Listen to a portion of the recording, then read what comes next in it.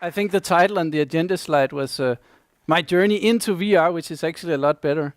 Uh, but I call it my journey with web VR because I was talking to Kevin about like so how can I make a talk in 20 minutes, and there's so much I want to say about VR and web VR and so on. And he said, well, why don't you try and make it personal instead of just talking about stuff people can look up on the internet? So actually, this is a talk with no code and no slides. So hopefully I'm interesting to listen to, or you're going to have a very boring next 20 minutes. So I'm Casper, and my last real job was at Podio. I see a lot of old colleagues here tonight, so that's nice. Then I call myself a full stack web and VR developer, which is quite a mouthful. But you'll just have to trust me on that. I'm really that good. Although a lot of people in here are better than me, I know. But yeah, in any case, it sounds good, I think. And then I'm co-founder of a startup called Artrade that I'm going to tell you a little bit more about. So my journey with web VR and virtual reality in general starts in the fall of 2015, where for some reason I just become obsessed with VR. I can't really tell you why. I've been into gaming for a long time, and obviously Oculus Rift had been out for a long time at that point, even the second version. But at that point I become obsessed with it, and I get the chance to borrow the development kit too from a friend, and my mind is just totally blown. I try VR for the first time, and I'm completely amazed, and I'm like, holy shit, this is amazing. Like, this is just wow, I've been waiting for this, and I didn't even know I'd been waiting for it, right? And then I hear about this other cool thing that are coming that's called the HTC Vive, where not only can you look around, which is cool, you can also move around and so on. So I'm like, wow, I gotta try this, but the problem is it's not out yet, and it's no one has it in Denmark, like the developer version, except for a few people actually have. So a little bit later, I get to try the Vive, and it's almost a religious experience for me, even though it's at a meetup similar to this. It's a VR meetup, and there's a long line of people, and I get like 20 seconds in blissful virtual reality, and I'm like, whoa, shit! It's a religious experience, as I said, right? What also happens about that time is that a very nice framework called A-Frame comes out in 10 version. So Mozilla is really into VR and into has been very upfront about the whole specification and adding it to the browser. And they also have a small team building a framework called A-Frame. So they released the first version of that. It's basically it's based on a library called the WebVR Polyfill, which kind of takes care of all the nitty-gritty of detecting what kind of VR hardware you have, or if you don't have any, we can just show 3D, or if you're on a mobile phone, we can kind of fake VR, do a split screen so you can put it into a Google Cardboard, which many of you have probably heard on. It takes care of all that, and then it also uses 3JS, which is a JavaScript 3D rendering engine many of you have probably heard about.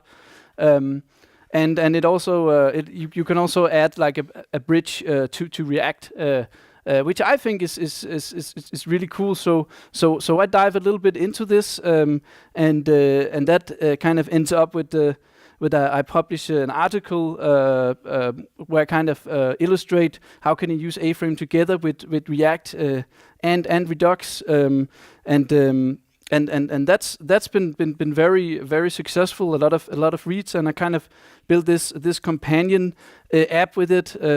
I've updated it today. Maybe some of you can find yourself up there. But it's basically all about showing like it's not only about building full VR experiences. It can also be about combining the things. So this is, for instance, let's say we're codifying people, right? I'm painting people, whatever, right? So now I've changed a few faces here. It's all synced to the Redux state and so on. So now I'm gonna enter virtual reality mode, which is just 3D on the screen, so a little anticlimax, but you'll have to imagine the virtual reality yourself. But basically what we have here is then, you know, the 3D part and what could be virtual reality. And here's Daniel, so we can try and make him, purple is a good color for you, Daniel.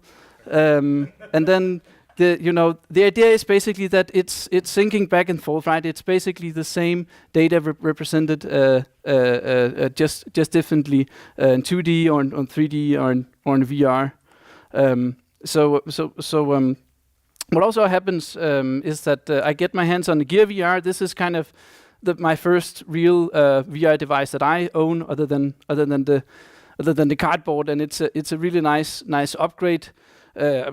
I also have to buy an Android phone, so now I'm on that wagon. That's a big sacrifice I made for VR, but it's actually not too bad once you get used to it. Although I hear Samsung is not exactly making the best Android phones, but again, it's all about the VR for me. So also what happens is that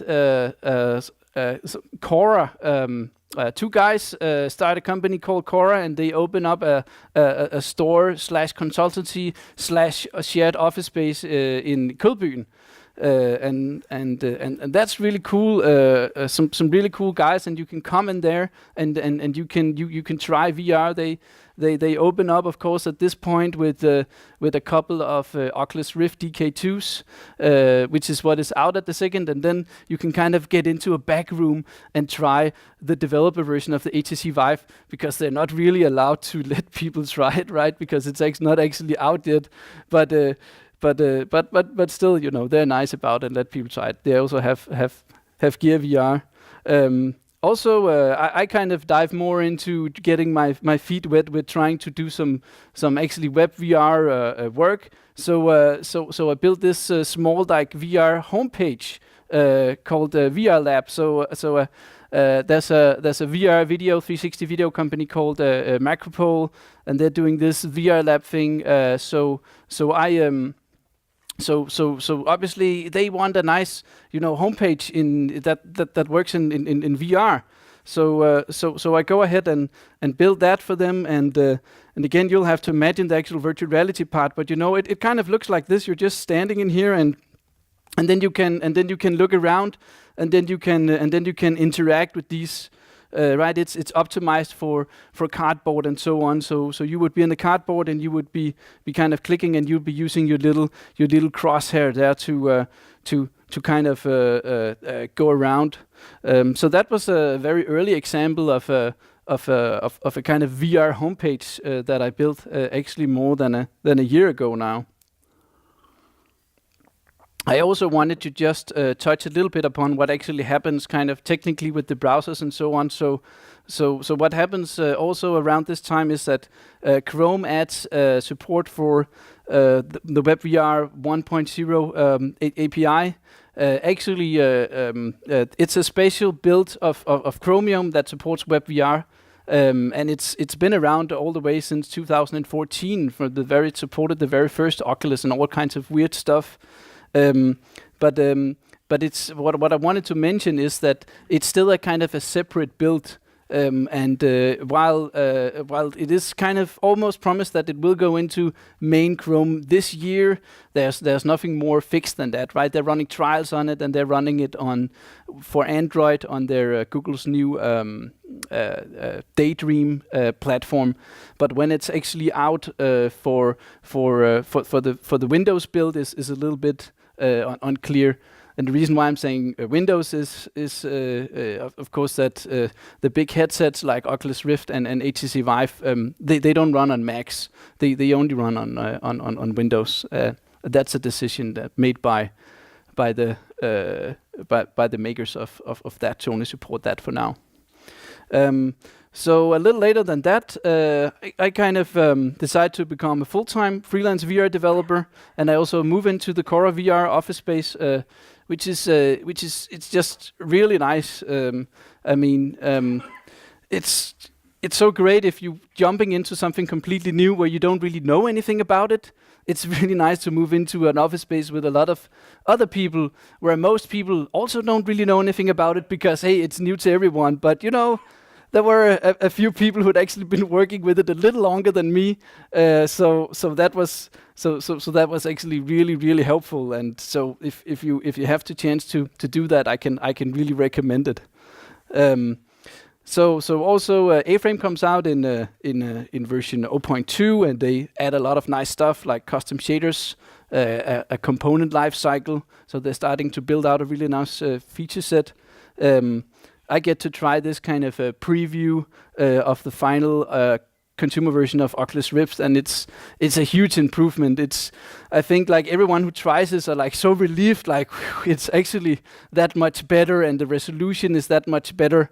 At this time, you know, I'm surrounded by people who are really vested into VR, right? So we really need this thing to be good, and it is good. So we're relieved, and it's nice.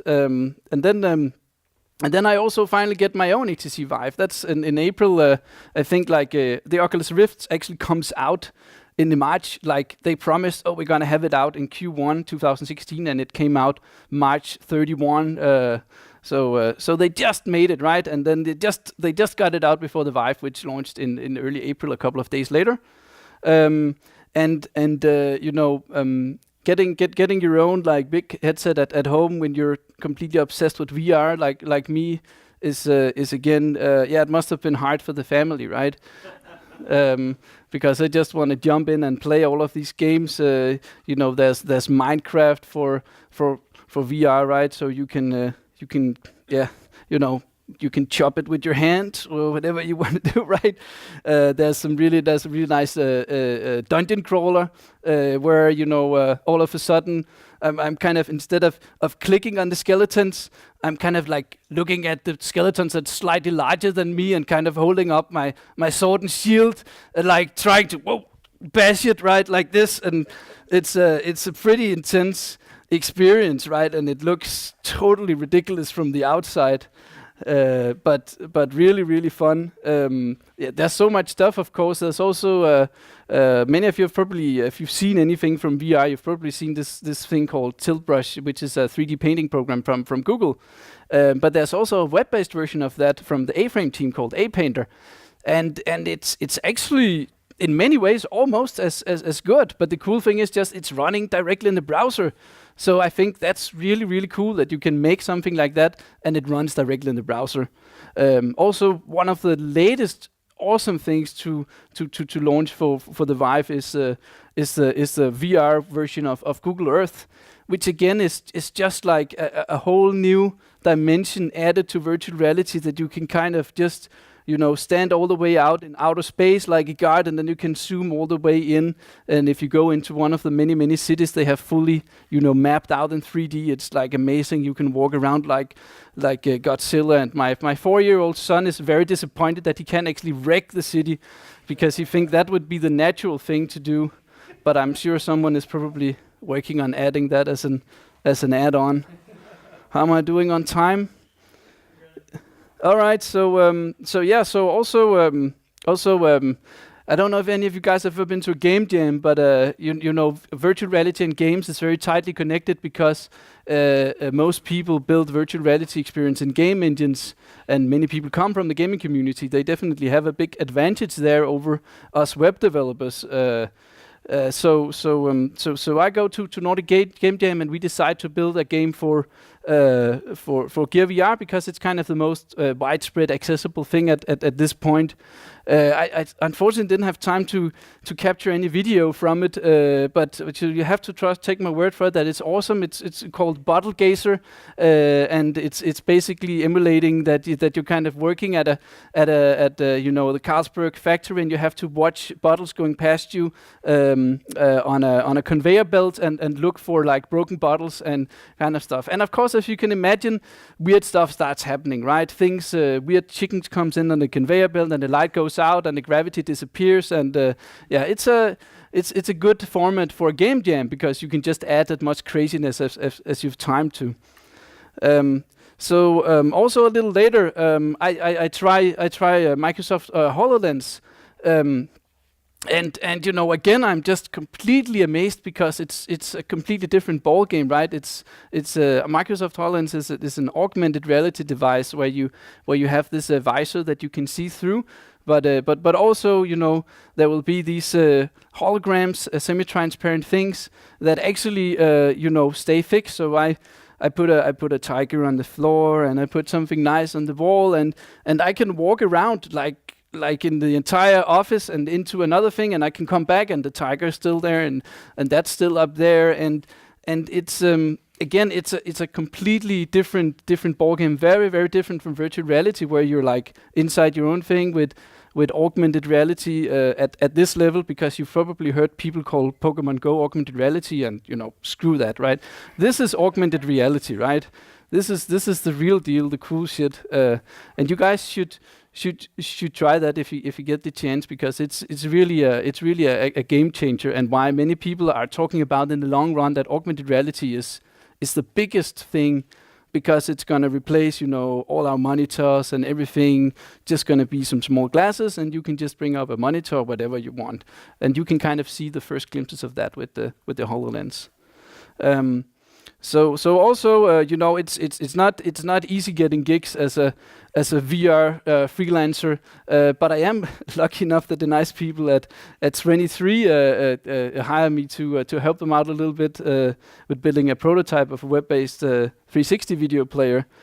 So it's good to be back now here. That was a fun project. I'm not really sure if that amounted to anything, but pretty fun. Yeah, it's also completely unrelated on a personal note. Then become a father for the second time here, so things are getting pretty intense at this point with 2 small kids and a startup. And yeah, just to get a bit back to the technical things, Firefox also catches up to the WebVR specification here. So we have Firefox and Chrome as the 2 kind of major browser vendors for WebVR. Edge only supports some kind of weird new headsets from Microsoft, I think, at this point. But we have those 2, and right now actually I couldn't tell you which one is better, because they've been a little bit up and down with what they support and their frame rate and so on. But I think at this point they're actually both really good and support at least both the Rift and the Vive fully. I also get the chance to do a little completely non-technical A-frame workshop at CopenhagenJS. So with this funny little title, some people think that I'm cheating them a little bit, because A-frame is essentially a markup, right? So to non-developers, of course, you'll say, hey, I'm writing this HTML-like thing, I'm coding, but no, of course we know better, right? Markup has nothing to do with coding, and people actually kind of get it. It seems, even though most of the people there is non-coders. So even for people with no coding experience with something like A-frame, you can start mocking up little kind of static VR experiences. I also get the chance to kind of build the first iteration of what I call agile space, in lack of a better word. There's this thing called Allspace VR, which is a social VR platform where you kind of you put your VR stuff on, and then you have a little robot avatar, whatever, and then you go into a virtual world, right, and meet other people, and you have your mic on and you talk, and they have a lot of events and so on. They also have a very nice SDK where you can actually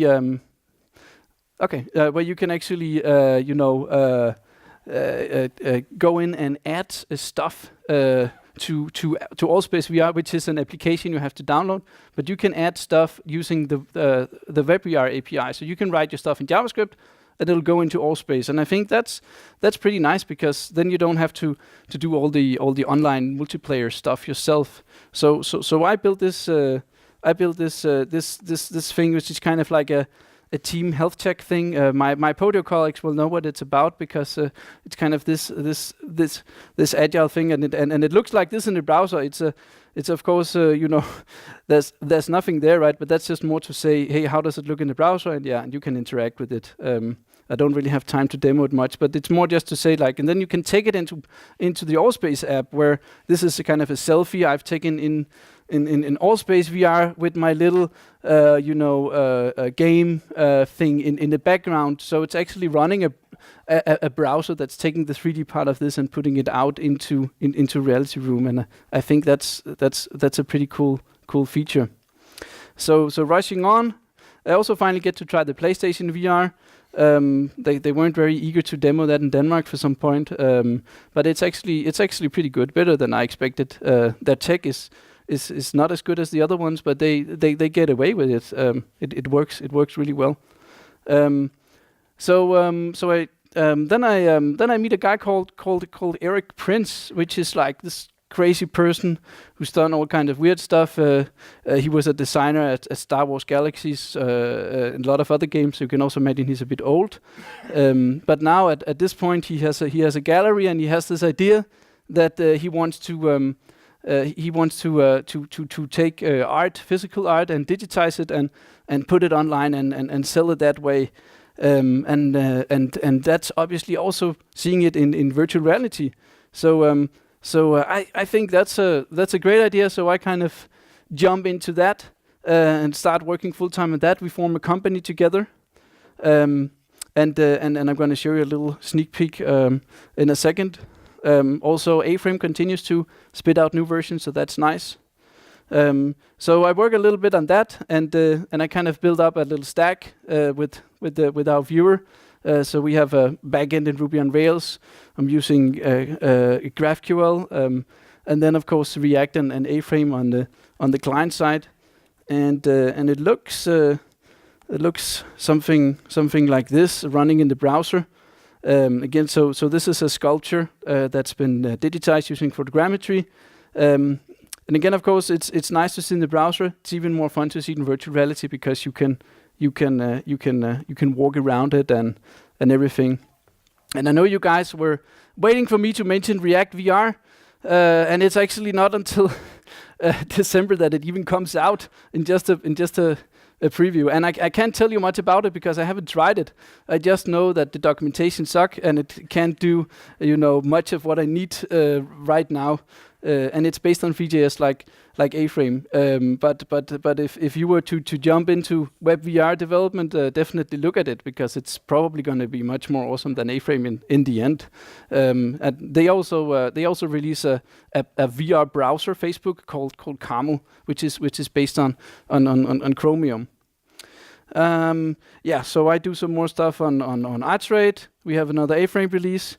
We do a little public teaser phase page here. So where we again kind of trying to illustrate what is it actually that we're doing here.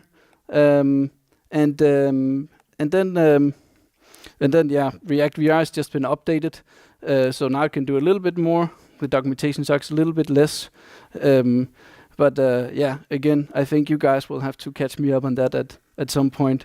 And then actually yesterday, I'm pretty sure I made one of the first mixed reality videos for virtual reality based on web that was web based. But anyway, I'm out of time. That's all for me. This is my contact information and also a couple of links below if you wanna take a closer look at WebVR. Because I haven't really said much about it, right? Because as Kevin said, you can just look it all up online. I've only talked about myself, so now it's up to you to do the actual research, or just grab a hold of me if you actually want to learn more about WebVR. I'm always happy to talk about it.